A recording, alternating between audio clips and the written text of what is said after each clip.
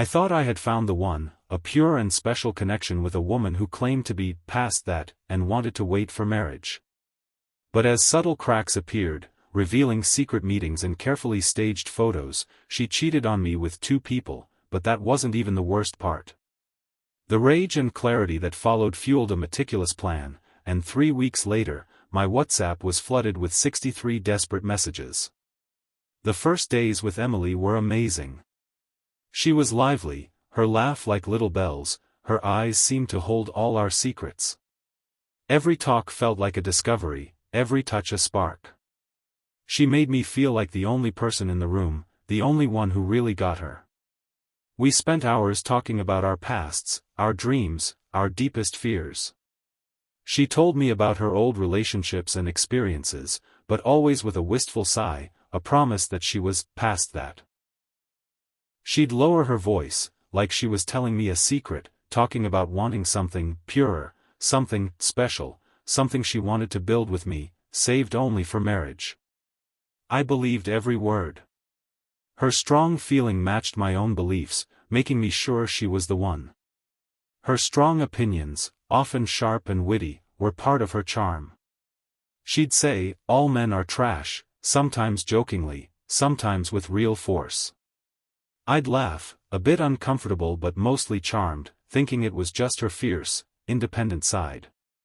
It seemed so funny, so self-aware, coming from someone who talked about waiting for marriage. I found it sweet, proof of her unique personality. My friends would tease me about being whipped, but I didn't care. I was totally, completely, helplessly in love. I imagined our future, a cute house, maybe a dog, kids, a life built on respect and this special bond we were making. Every meal together, every late-night call, every quiet moment of just being near her felt like another brick in the foundation of our undeniable future. The world, through our new relationship, seemed full of endless possibilities and constant happiness. Then, the cracks started. They were tiny at first, like hairline fractures in a perfect picture. Nothing obvious, no big fights, no clear warning signs. It was a slow, sneaky crumbling of trust, a series of small things that, looking back, were yelling at me. When we talked about our future, which I loved to do, I'd notice a subtle change. She used to say, "When we're married," with such certainty. That confident phrase slowly, almost silently, changed. It became, "If we're married." The change was so small, said so quietly, that at first, I thought I was just imagining things, just being paranoid. Maybe she was just being realistic, I told myself, or maybe she was just tired. But the seed of doubt, once planted, slowly but surely began to grow. I started noticing other little things. A quick look of annoyance when I talked about everyday stuff. A fast, almost invisible glance at her phone when we were talking deeply. Her answers about her friends became vague, missing the usual details. It felt like a tiny, invisible wall was slowly going up between us, brick by tiny brick. I tried to ignore it, to make excuses for it. Everyone has bad days. People change their minds. I was probably just too sensitive, too clingy. But the knot in my stomach, that cold, uneasy feeling, kept getting bigger. The most nagging and unsettling pattern was her growing number of long absences, always explained as spending time with her family. These weren't quick visits, they lasted for hours, from early afternoon into the evening. And almost every time, a few hours into her absence, my phone would buzz with a picture from her mom. Emily, smiling brightly, surrounded by her family, a perfect image of family happiness. It was a well-planned show, meant to stop any questions, to calm any early worries. For weeks, I bought it, even thinking it was sweet that she cared enough to send proof. She cares enough to send proof, I foolishly told myself. But the nagging feeling wouldn't go away. One Wednesday, she said she was going to her family's for a big dinner, and would be gone from 3 p.m. until late. At 6 p.m., her mom sent me a photo of Emily smiling with her grandmother. Okay, she's there, I thought, but the uneasy feeling wouldn't leave. After she'd been gone for 4 hours, a sudden, strong urge hit me. I picked up my phone and called her mom directly. My voice was casual, maybe too casual, as I asked about Emily. Her mom's answer was so innocent and casual, it almost knocked the wind out of me. Emily had only stopped by for about 5 minutes that afternoon, just to say hi and take a quick picture with Grandma, then she left.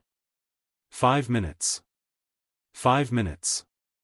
She had been gone for 4 hours, and only 5 of those were spent at her family's house. My phone felt heavy. The perfect image of our relationship, the one I had so badly wanted to believe in, buckled and began to crack. Where had she been for the other 3 hours and 55 minutes? The question screamed in my head, a raw, piercing sound only I could hear.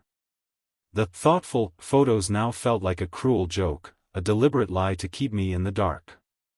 A sick wave of nausea hit me, mixing with the bitter taste of betrayal. My heart started pounding, a fast, desperate beat, matching the terrifying realization that I had been played, tricked, and lied to. The uneasiness that had been a quiet whisper was now a loud storm inside me. The days after that were pure hell. Every time I saw Emily, it felt dirty, every smile fake, every touch a lie. I watched her every word, every move, looking for more clues, more proof of what I now deeply suspected. Her excuses for her absences became weaker, more complicated, and less believable. She'd claim she was helping her mom with chores that took hours, or that she was at a coffee shop working on a secret project for an incredibly long time, way longer than anyone would spend there. I felt like a detective in my own life, always analyzing, always putting together the pieces of her deception. The vibrant, happy woman I had fallen for seemed to be replaced by a shadow, a stranger whose actions didn't match the person I thought I knew. I became a nervous wreck, filled with quiet anger. I couldn't sleep, lost my appetite, and started avoiding friends, too embarrassed and confused to explain the awful feeling eating away at me. I walked on eggshells, afraid to confront her, yet desperate for answers that would either calm my fears or confirm my worst nightmares. The air between us felt heavy with unspoken truths, and the silence was louder than any argument. I knew, with a sickening certainty, that something was terribly wrong. I felt like I was losing my mind, caught in a swirling mess of suspicion and self-doubt. The happy face she wore seemed to slip more often, showing glimpses of something darker, something I couldn't quite figure out. This time was a slow, painful breakdown, tearing apart everything I had believed about our relationship. Then, it all exploded. It was a normal morning. Emily had stayed at my place, and in her usual rush to get to her early yoga class, she accidentally left her Discord open on my laptop. The same laptop she always had full access to, a symbol of the trust one had once freely given. My stomach clenched, not from pain this time, but from a surge of cold, strong determination. This was it. The moment of truth. Every part of me screamed to look, to confirm what I already suspected, to finally end the agonizing uncertainty that had plagued my days and haunted my dreams. I knew it was a huge invasion of privacy, a line I never thought I'd cross. But months of nagging doubt, small betrayals, unanswered questions, casual lies, they had chipped away at my morals, leaving me desperate, almost frantic, for the truth, no matter how painful. With shaking hands, I went to her direct messages. My breath caught as I saw familiar names, then others I didn't know.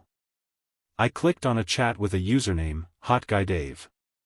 The words on the screen blurred, then snapped into agonizing, horrifying focus. Explicit words, suggestive pictures, casual chat full of sexual hints. My vision narrowed, the room spinning. This wasn't just flirting, this was a serious, deeply intimate exchange. My heart hammered, a fast, desperate beat. I scrolled further, my fingers shaking so much I almost dropped the mouse. There were mentions of specific dates, meetups, physical encounters.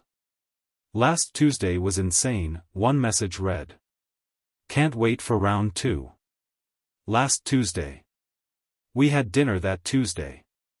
She had said she was exhausted and went straight home. My stomach churned. Then I saw it, messages that clearly described their physical encounters, a sickeningly detailed account of intimacy she had said was just for me, for marriage. My blood ran cold. The pictures she shared with him, the explicit descriptions of what they had done, it was a raw, unfiltered look into a world she had carefully hidden from me, a world that was utterly, sickeningly, mixed up with my own. The shock was instant, a cold, hard knot in my stomach. I couldn't breathe.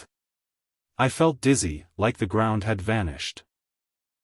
This was the betrayal, the cheating I had secretly braced myself for, but it didn't hurt any less. It was crushing, heartbreaking in its clear, undeniable truth. The image of us, of our pure and special connection, shattered into a million tiny pieces. This was it. The painful, undeniable truth. And there was another, just as explicit, chat with Muscle Mike, just as damning. But the real bottom, the deepest pain, was waiting in another chat. Still numb with shock, a sick curiosity, an almost need to understand how deep her lies went, made me click on her conversation with her best friend, Sarah. Sarah, the person she always talked about with such love and trust, the friend she must surely tell everything to. The first messages were normal, typical girl talk, brunch plans, work complaints. But then, my name showed up. And with it, I fell into a hell of her own making, a world where I was just a character in her twisted, selfish story. The messages unfolded, a tapestry of cold indifference and careful manipulation that made my stomach turn. My eyes scanned the screen, each word a fresh wound.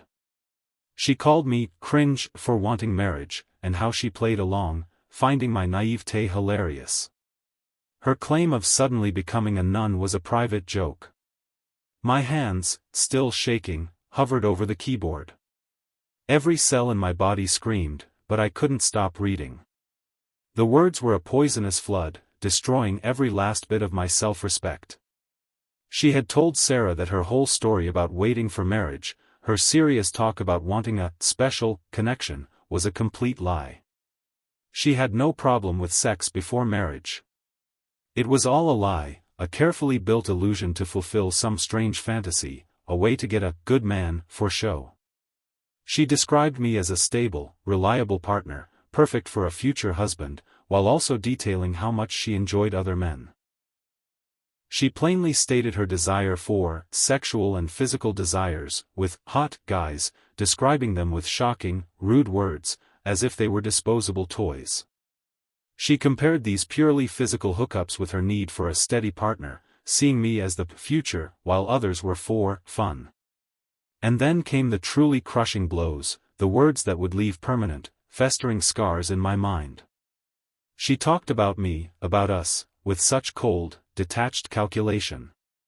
Her words, laid bare on the screen, painted a picture of me that was completely unrecognizable, completely dehumanizing.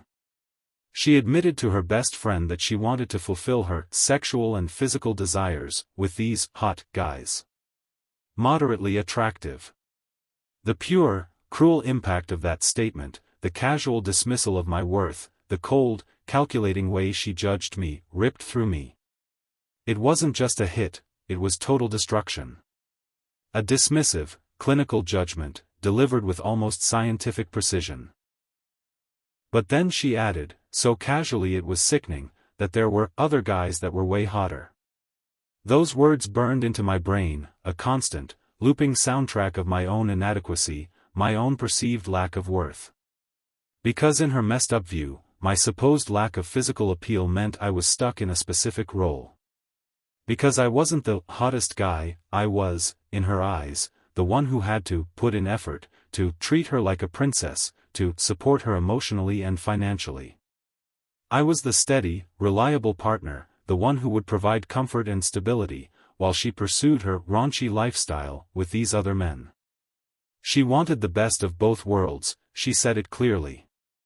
She wanted to satisfy her physical desires, to live a wild life, and at the same time, be in a pure and loving relationship with me, a relationship that would end in her fantasy of an ideal relationship/future marriage. The realization hit me hard. I wasn't a partner, I was a tool. I was the wallet and footrest, a way to an end, a convenient accessory in her big, dishonest plan.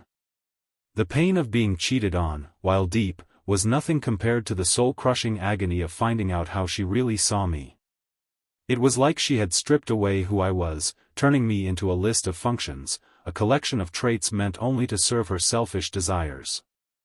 The initial shock was a cold, numbing wave, but it quickly turned into a cold rage. A strange, almost sick calm settled over me. No tears came, not then.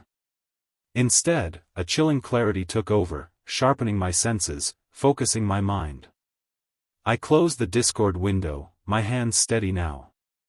The perfect smile I had put on earlier that evening, before I knew the full extent of her betrayal, somehow stayed fixed. I walked back into the kitchen, the smell of caramelizing onions now smelling like ash and lies. That night, I kept up the act, a devoted boyfriend, even as every touch, every shared glance, every "I love you" from Emily felt like a fresh wound, a searing insult. I listened to her talk about our future, nodding along, pretending to be excited, all while my mind raced, cooking up my own plan. Keeping up the facade was agonizing. Every time she touched me, a shiver of disgust ran through me, quickly hidden. When she talked about our future, my insides twisted, but my face showed nothing. I'd ask about her day, her yoga class, her secret project at the coffee shop, all while knowing the truth of what she was doing, knowing she was looking me in the eye and spinning these complex webs of lies. I learned to detach, to watch her like she was an actress in a play, a performance I had to endure until the show ended. The thought of her using me, seeing me as just a resource to exploit, festered inside, turning my pain into a cold, hard resolve. I went through the motions, nodding at her plans, asking about her day, all while my mind raced, building the blueprint for her downfall. The real turning point came a few days later, when she accidentally left her Discord open on my laptop after visiting. This time, it wasn't an accident. I had subtly nudged her to use my laptop for a quick task, a planned move in my dark new game. My stomach clenched, but this time, it wasn't from pain, but from a surge of grim determination. I knew what I would find, thanks to her confession to Sarah. And I found it, the explicit chats with Hot Guy Dave and Muscle Mike, the casual mentions of hookups. But the real treasure, the one I had been preparing for, the absolute core of her lies, was the conversation with Sarah. Every word confirmed my worst fears, painting a picture of a cold, manipulative opportunist who saw me as nothing more than a moderately attractive way to an end, a wallet and footrest to help her raunchy lifestyle. The clarity, though devastating, was also freeing. Her mask was off. The game was understood. And now, I would play. I spent the next few weeks carefully gathering my proof. My apartment became a control room for digital spying.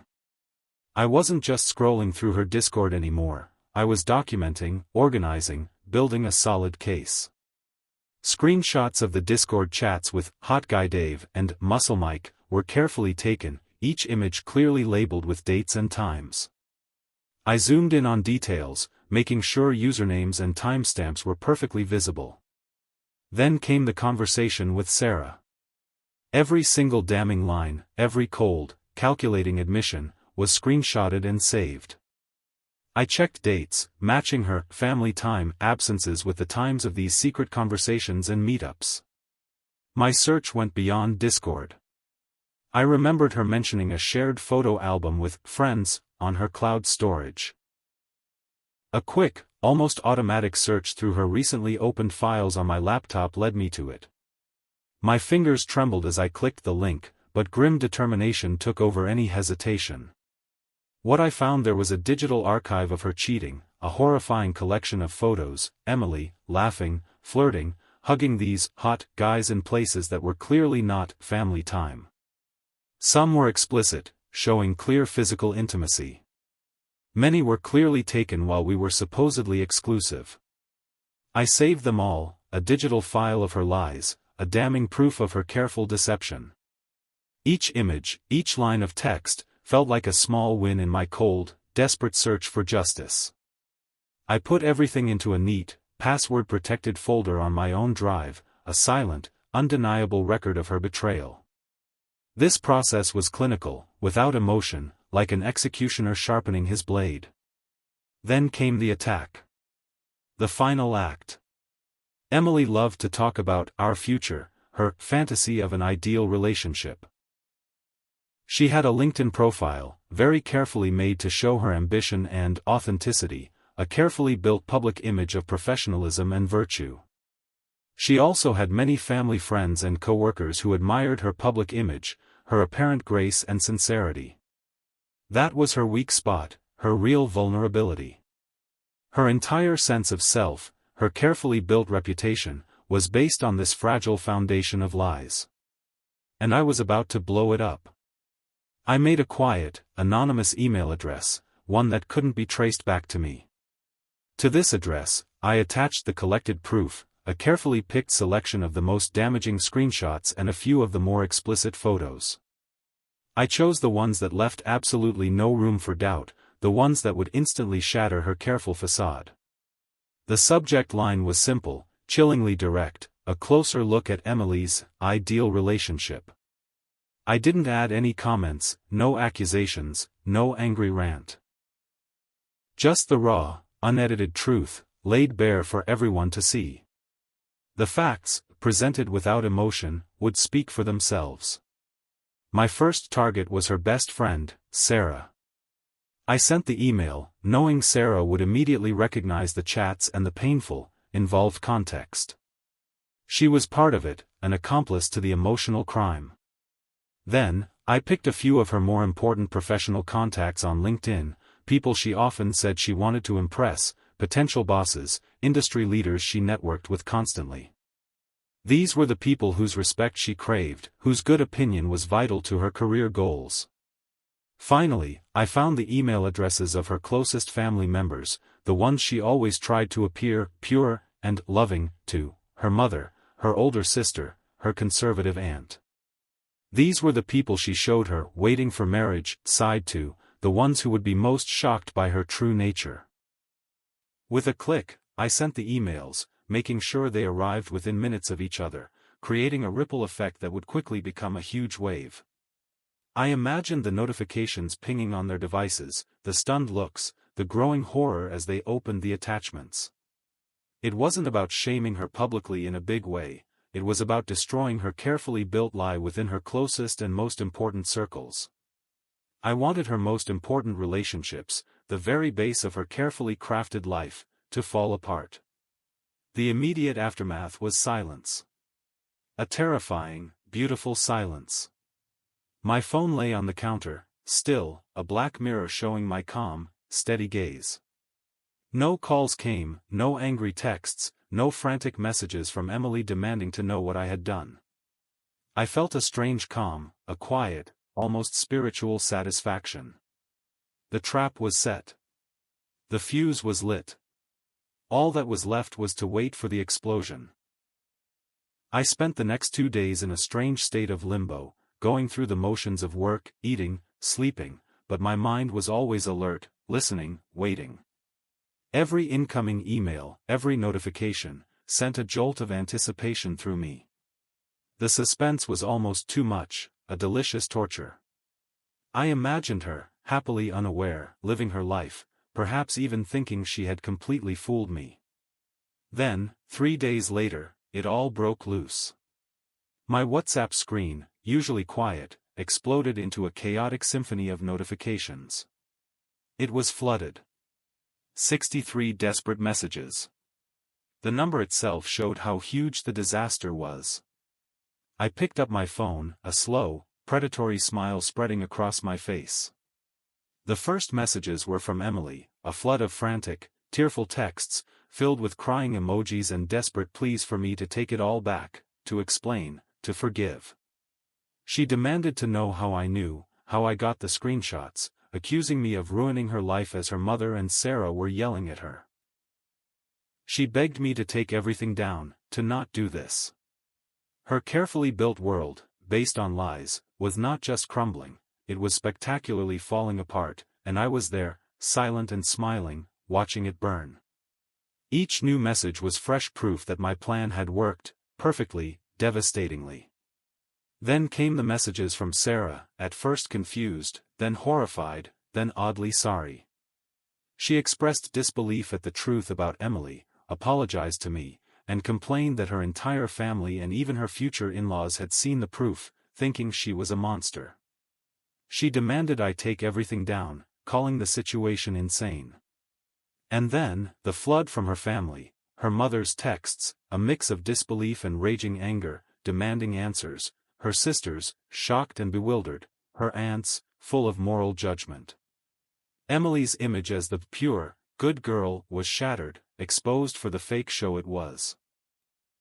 Her professional contacts, the ones whose respect she so badly wanted, were likely seeing the raw, unedited truth about her character. I didn't reply to a single message. I just watched them pile up, a monument to her spectacular downfall. The chaotic symphony of her broken life played out on my phone screen, and I, for the first time in months, felt a deep sense of grim satisfaction. The feeling wasn't triumph, not exactly. It was a cold, quiet justice.